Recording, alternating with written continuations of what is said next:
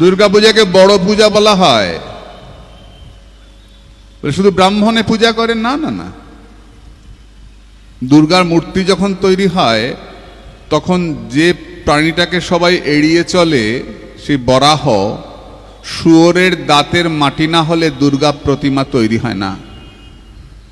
যে মেয়েদের ভোগ করে সমাজ ছেড়ে দেয়, যে মেয়েগুলো সমাজে এক প্রান্তে থাকে, সে মেয়েগুলোর দরজার মাটি না হলে দুর্গার প্রতিমা গড়া হয় না।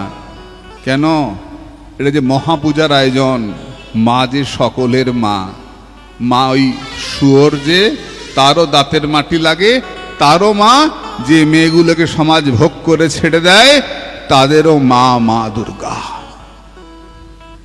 দুর্গা প্রতিমা গড়া হলো, ব্রাহ্মণ পূজা করেন। যারা চামড়ার কাজ করে তারা বলে, মা তুই আমাদের মানুষ। বলে হ্যাঁ তোদেরও মা। ওদের ঢাক না বাজলে দুর্গার পূজা হয় না। বলে জয় দুর্গা মাই কি, তাই না? পঞ্চমীর তিথি এলে বাজনা বাজে, ঢাক বাজে। চর্মকারেরা না আসলে মায়ের পূজা আরম্ভ হয় না। সমাজে যাদের চর্মকার, চামড়ার কাজ করে, তারা মায়ের পুজোয় আসে, তবে গিয়ে কাজ শুরু হয়। মাকে স্নান করাবার সময় নবপত্রিকা, কলা বউ, চাষিরা বলে মা আমরা তোর কাজে লাগবো না, তোর সেবাতে আমরা লাগবো না মা, তোর পূজায়। বলে নিশ্চয়ই। 9 রকমের গাছ দিয়ে নবপত্রিকা তৈরি হয়, আদা, কচু, ধান, এসব গাছ দিয়ে, যাকে কলা বউ বলি আমরা।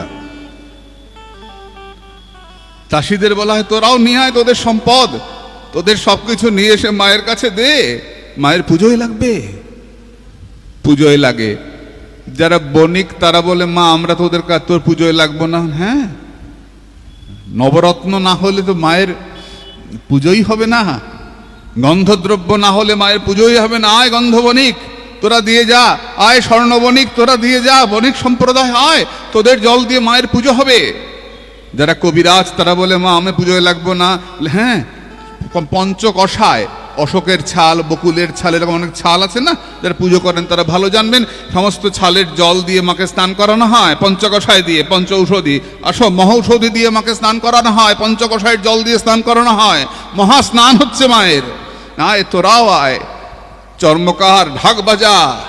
আজকে দুর্গার পুজো হচ্ছে, মায়ের পুজো হচ্ছে, হই হই রই রই করে মায়ের পুজোয় সকলে আসে, কেউ বাদ যায় না।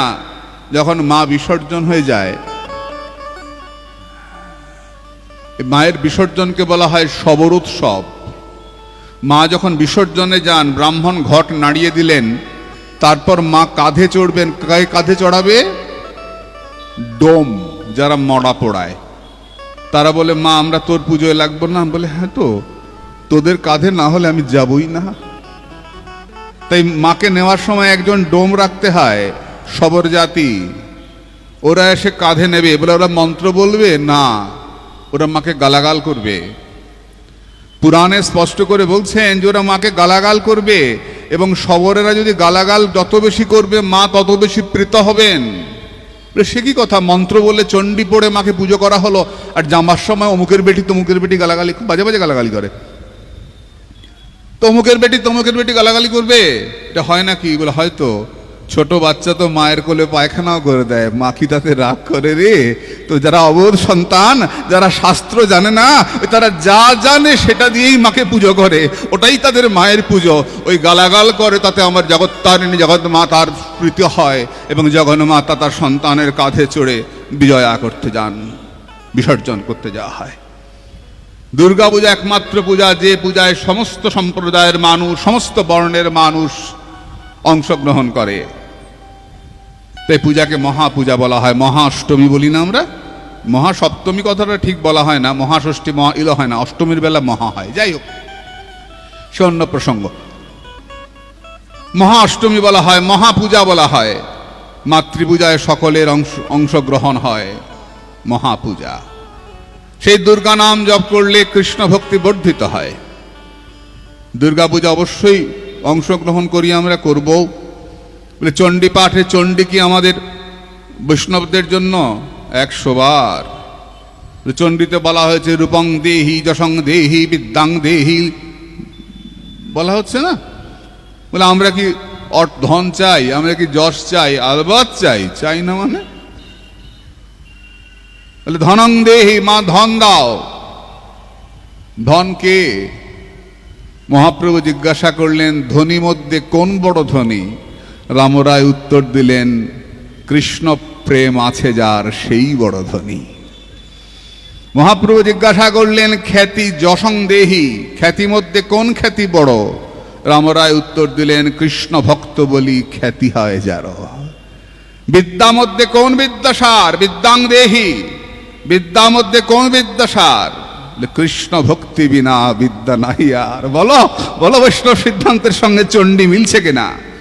চণ্ডী সম্পূর্ণ বৈষ্ণব গ্রন্থ। অবশ্যই চণ্ডী পাঠ আমাদের করা উচিত এবং এতে তেজ বর্ধিত হয়, শক্তি বাড়ে। গতকালকে আমরা বলেছি অর্গলা স্তোত্র, কিলকস্তব অল্প বয়সের ছেলে মেয়েদের জন্য তো খুব প্রয়োজন। তো মাকে বললেন মা তুমি যাও, তোমার যাবার ক্ষেত্র প্রস্তুত হয়ে আছে। হে ভদ্রকালী, হে দুর্গা, হে বৈষ্ণবী, হে শারদা অম্বিকা, তুমি যাও পৃথিবীতে। এই মা দুর্গা এলেন, অঘটন ঘটন পটীয়সী মা যোগমায়া। যোগমায়া চিৎ শক্তি, বিশুদ্ধ সত্য পরিণতি, সেই শক্তি লোকে দেখাইতে সেগুড়ে রতন গোলকের প্রেমধন প্রকট কইলা নিত্য লীলা হইতে। চৈতন্য চরিতামৃত। এই যোগমায়া চিৎ শক্তি, এই মা দুর্গা পৃথিবীতে এলেন, এসে